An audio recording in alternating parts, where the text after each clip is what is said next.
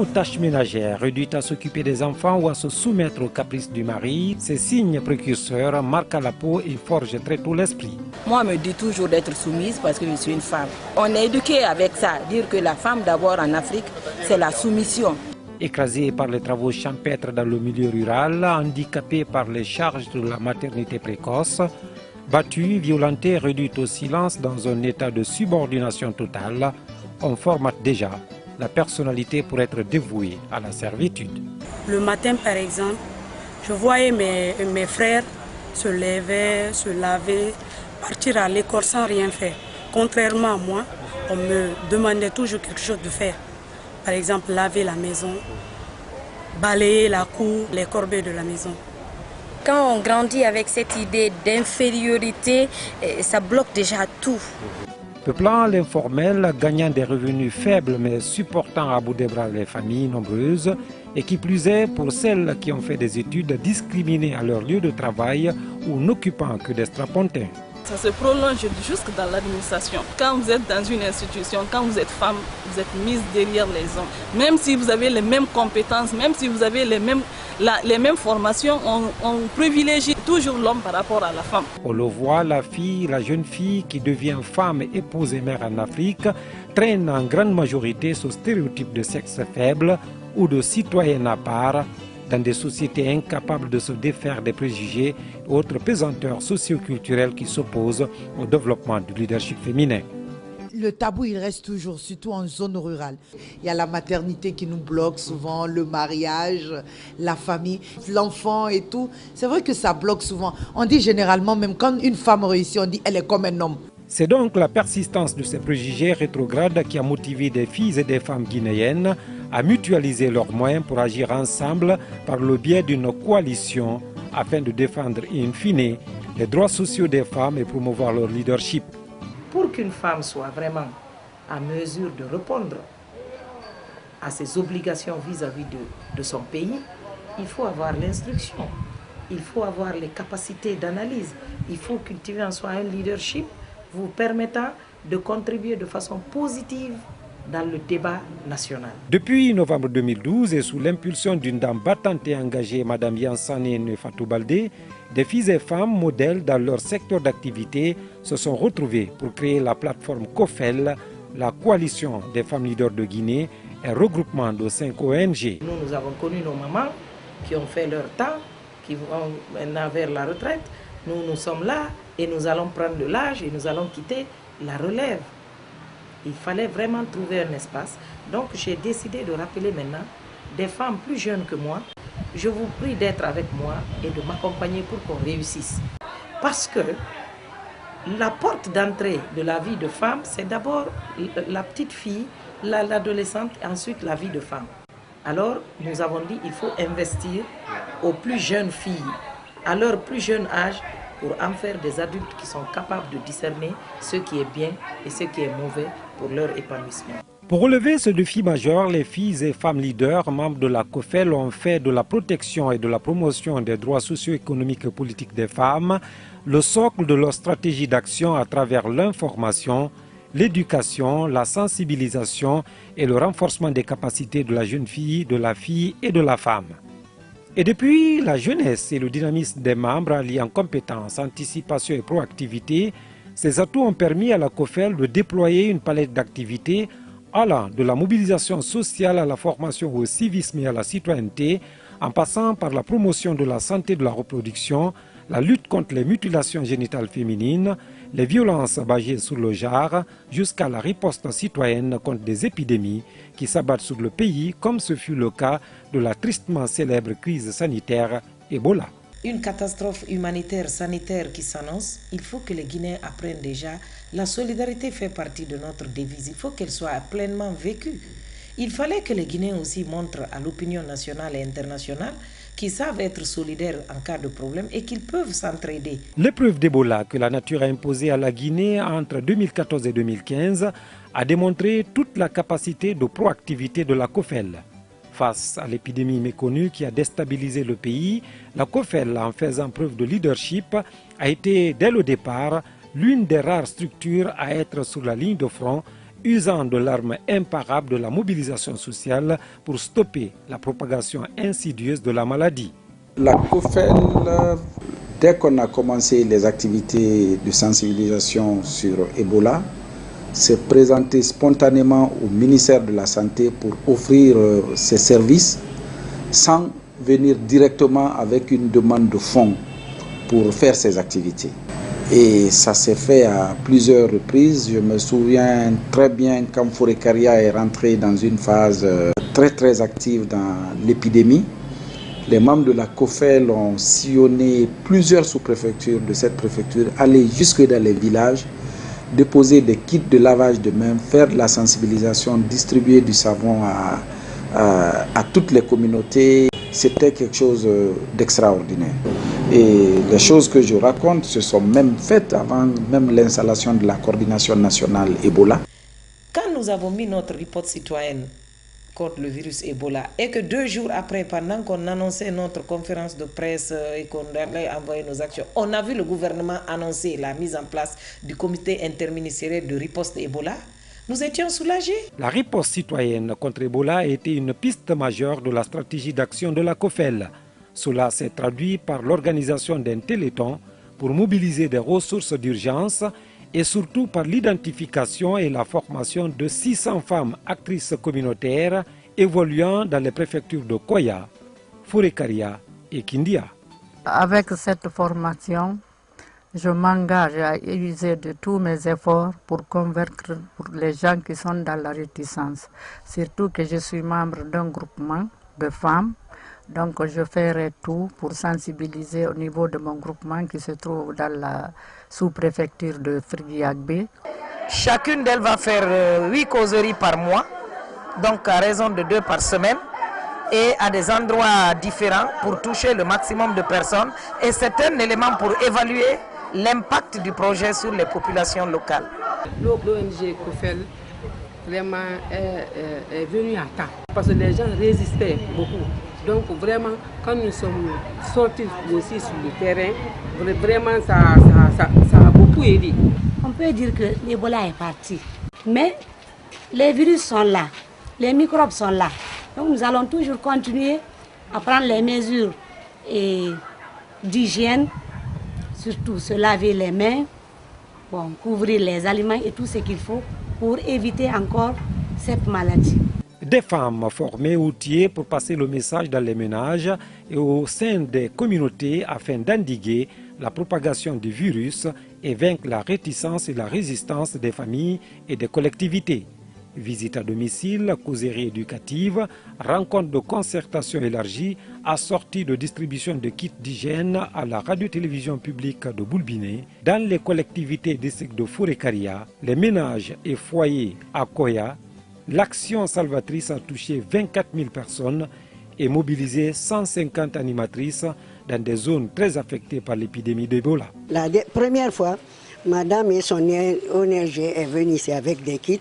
Jusqu'à l'intérieur du pays, elles ont distribué ces kits-là jusqu'à l'intérieur du pays. Et nous voyons qu'elles font leurs soucis de la maladie qui se trouve dans notre territoire. Nous ne saurons jamais les remercier assez pour l'effort qu'elles fournissent pour nous aider à bouter cette maladie de notre préfecture. On a eu en face de nous une résistance des populations extrêmement compliquée. On n'arrivait pas à faire passer les messages. Et quand j'ai rencontré Fatou, qui est quand même leader de cette organisation, elle m'a convaincu qu'avec son organisation, on pourrait collaborer. Et rapidement, donc, nous avons appuyé cette organisation et on a pu parler avec les communautés et vous avez vu les résultats qu'on a obtenus. Peut-être le dernier bastion où Ebola a été vaincu, mais j'avoue que les actions menées par la COFEL nous ont beaucoup aidé à vaincre les résistances. Donc, ce que je dirais, c'est que dans des épidémies de ce genre, le message à passer aux populations est extrêmement important, mais ce qui est encore beaucoup plus important, c'est ceux-là ou celles-là qui vont porter le message.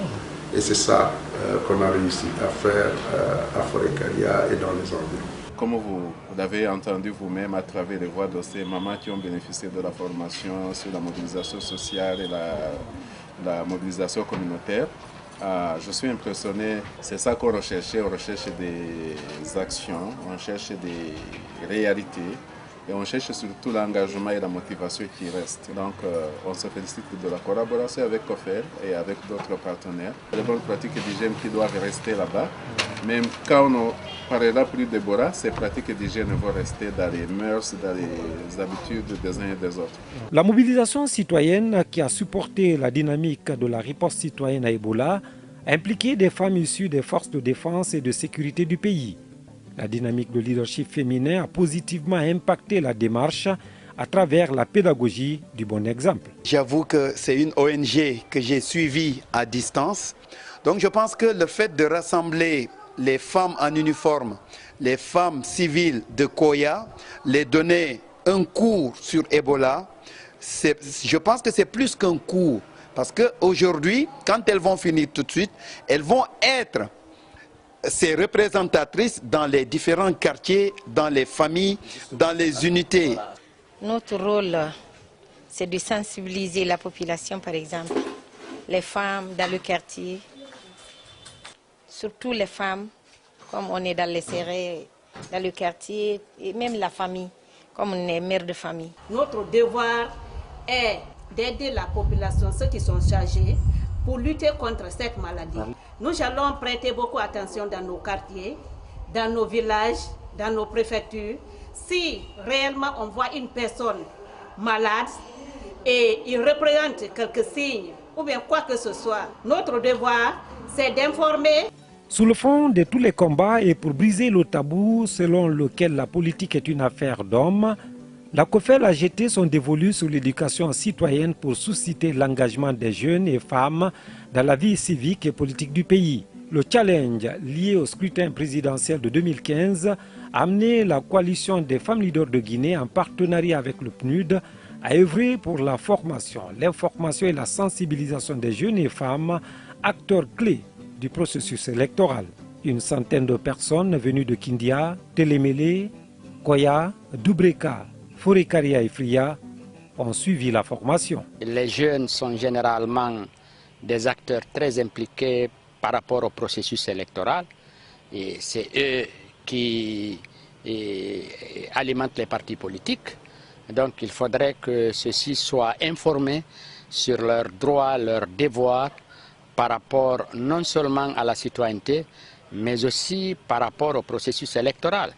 Le noyau de jeunes et femmes coachés par la COFEL a pris une part active dans le processus électoral en s'impliquant dans la sensibilisation sur le fonctionnement des bureaux de vote, la révision des listes électorales, les modalités de vote et de participation à l'observation citoyenne des élections. 10 000 personnes ont été touchées par ce projet. C'est ma première fois d'assister à une formation concernant la citoyenneté et le processus électoral. Franchement, j'avais trop de nuances. À travers cet atelier, je saurais comment me comporter. Voilà aujourd'hui qu'elle vient dans le même cadre, mais doublée d'un autre objectif, celui d'outiller les jeunes au processus électoral. Et c'est ce qui me réjouit. Autre bataille titanesque de la COFEL, c'est celle enclenchée et menée contre les violences faites aux filles et aux femmes. Dans ce registre figure la croisade que la coalition a engagée contre les mutilations génitales féminines pour préserver l'intégrité physique et la santé de la jeune fille. Fatou Baldé et son équipe se sont déployés sur le front élargi contre les viols, ce phénomène rétrograde et avilissant devenu récurrent ces temps-ci en Guinée. Aujourd'hui, on parle toujours de viol. Ce n'est pas le taux de viol qui a augmenté, c'est le taux de dénonciation qui a augmenté. Avant, les gens ne parlaient pas. Il a fallu qu'on en parle et que les gens sachent qu'il y a des ONG qui peuvent venir en aide. Ciblé contre les femmes en termes de violence et des crimes qui n'ont rien à voir avec la culture, qui n'ont rien avec la religion, mais c'est purement les actes de violence des hommes contre les femmes. Alors je dois saluer votre organisation, Madame Baldé, et toutes les femmes qui sont leaders dans leur communauté pour les actions contre la violence. Je dois féliciter cette organisation, la COFEL, la coalition des femmes leaders de Guinée, parce que c'est une prise en main des préoccupations des femmes par les femmes elles-mêmes. en collaboration avec les hommes. Et donc je suis très intéressé étant donné que c'est une de mes missions personnelles, c'est-à-dire aider au renforcement des capacités et la restitution aux femmes de leur place dans la société. Nous avons au fur et à mesure pensé qu'il faut promouvoir la santé de la reproduction. Non seulement donc la lutte contre les mutilations génitales, l'accès des femmes aux mesures de contraception pour espacer les naissances et tout ce qui est pesanteur sociale empêchant l'épanouissement de la jeune fille. Très présente sur le terrain, la COFEL s'investit pleinement dans l'appui et l'encadrement de la jeune fille et de la femme pour gagner la bataille de l'équité et de la parité. Conseil et orientation scolaire et universitaire, information et sensibilisation sur les droits et devoirs des femmes, lutte contre les préjugés et stigmatisation, renforcement des capacités des jeunes femmes leaders pour faire sauter le verrou des domaines réservés aux hommes et contribuer à l'émergence d'un noyau modèle et efficace de femmes devant servir de socle au leadership féminin dans tous les secteurs d'activité en Guinée. Ces axes sont au cœur du dispositif d'action de la COFEL. Politique, affaires, sport, culture, gouvernance et médias, des modèles développés partout, suivis et encadrés par Fatou Baldé. Fatou Baldé est l'une des modèles de femmes que j'apprécie beaucoup, qui un peu là à tout moment, la gardienne. Elle a beaucoup de jeunes filles qui sont passées par son école. Moi, par exemple, Ayab Diawara particulièrement, elle est une marraine pour moi, une conseillère. Et à travers la COFEL et tout, parce qu'on est un peu de ce mouvement, donc elle nous donne des idées. C'est à nous d'exploiter cette idée. Je me rappelle quand c'est connu, on a discuté un peu sur comment changer un peu mon émission, apporter quelque chose de nouveau, surtout aider les jeunes filles guinéennes. Comment mettre son idée sur papier et pouvoir avoir des gens qui vont vous aider à réaliser ces projets. En sous peu de temps, la COFEL a fait ses preuves. Mais le défi est encore grand pour un parcours semé d'embûches. Il faudrait mettre un secrétariat exécutif pour cette COFEL, avec des gens qui vont être là à plein temps et peut-être coiffés avec un conseil d'administration qui va donner des orientations. Se doter d'un plan stratégique sur une période de 5 ans minimum et se fixer des objectifs. Trouver aussi des indicateurs objectivement vérifiables qui peuvent inciter les différents bailleurs, donateurs, pour qu'ils sachent réellement à quoi leur don ou leur argent aurait servi dans le cadre du développement social pour des couches vulnérables qui sont en train d'être appuyées par cette ONG. La présidente de la COFEL est bien consciente des difficultés d'ordre logistique, matériel et financier. Mais le gros et pressant challenge, c'est de réussir la mutation de la structure afin de la rendre plus opérationnelle et plus efficace face aux défis qui l'interpellent. En termes d'acquis, je pense qu'aujourd'hui, nous avons quand même obtenu la confiance des partenaires avec lesquels nous travaillons. Et aussi, en termes de visibilité, aujourd'hui, nous sommes suffisamment connus sur le terrain jusqu'en dehors de nos frontières. Nos faiblesses, les femmes avec lesquelles nous travaillons en milieu rural, il faut renforcer leurs capacités pour qu'elles jouent pleinement leur rôle par rapport aux tâches qui leur sont confiées. Faire en sorte que la voix des femmes porte et compte davantage les années à venir, c'est la vision projetée et la mission noble que s'assigne la COFEL. Nous nous sommes fixés comme vision que les années qui vont suivre, la COFEL d'abord soit une institution de référence en termes de promotion du leadership. Mais nous nous sommes également fixés comme vision de renforcer la capacité des jeunes filles pour qu'elles puissent s'exprimer de manière autonome et responsable et à revendiquer de façon légitime. Je pense que la femme, elle a une place importante au sein de la société. Quand elle se donne à fond, elle prend les études au sérieux, je pense qu'on peut percer, on peut persévérer dans l'avenir, se dire qu'un jour je serai président de la République. C'est le souhait, ça, être devenu quelqu'un de responsable. Lorsqu'on est jeune fille, quand on dit en famille, mademoiselle est comme un garçon, dites merci, c'est possible. Je veux être comme un garçon, je veux me battre. Déjà, on doit accepter les parents de mettre dans la tête de la jeune fille à la maison qu'avec son frère, ils sont sur le même pied d'égalité. Parce que chacun d'entre nous, que vous soyez femme, homme, Vous avez un potentiel en vous. Il suffit juste qu'on vous donne l'opportunité de mettre ce potentiel en valeur et puis pouf, ça marche. Étant femme, il faut que je brise le silence, il faut que j'atteigne un certain niveau de leadership. Il faut que je fasse comme les autres grandes dames, les Sarandaraba, les Fatou Baldé. Et ce que je déplore, c'est que la jeune génération, et très particulièrement les filles, on n'évolue pas, on n'a pas cette mentalité d'atteindre le niveau de ces dames. Aujourd'hui, les femmes, c'est l'argent, l'argent, l'argent. Pourtant, c'est pas ça. Il faut être comme les grandes dames du pays. Il faut au moins en Guinée qu'on parle un jour, qu'on dise oui, c'est une dame qui a été présidente de la République, c'est une dame qui est première ministre. Je voudrais dire aux filles, pour que vous soyez demain de vrais acteurs de développement, des citoyennes à part entière et non des citoyennes entièrement à part, il faut que maintenant vous vous mettiez à la tâche pour faire de bonnes études. Il faut que vous soyez autonome, financièrement autonome et indépendante pour que vous puissiez revendiquer des droits. Le pays doit porter son vrai nom, la Guinée, et la Guinéenne va jouer son vrai rôle. C'est pourquoi notre logo représente la Guinée avec un foulard sur la tête.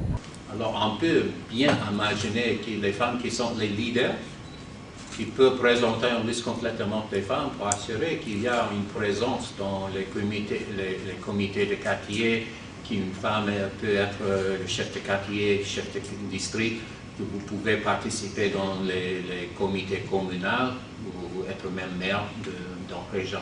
Un grand défi pour une mission exaltante et passionnante.